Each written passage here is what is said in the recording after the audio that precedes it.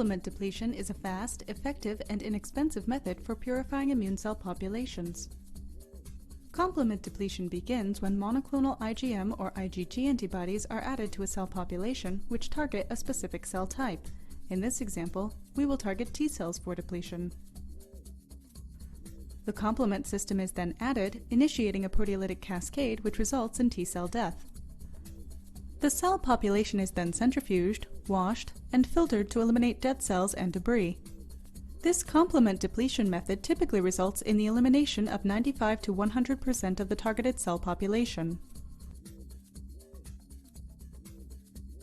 Hi, I'm Bonnie Dittel. I'm an investigator at the Blood Research Institute of BloodCenter, Wisconsin, located in Milwaukee. Today I'm going to show you the technique complement depletion, a fast and inexpensive method for the depletion of specific cell populations.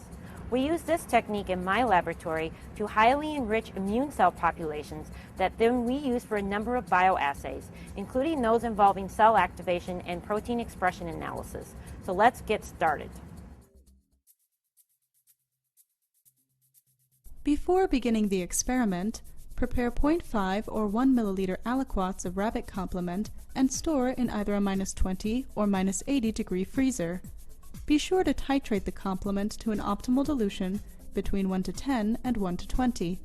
An excellent commercial source for complement that we routinely use is from Pell-Freeze Biologicals.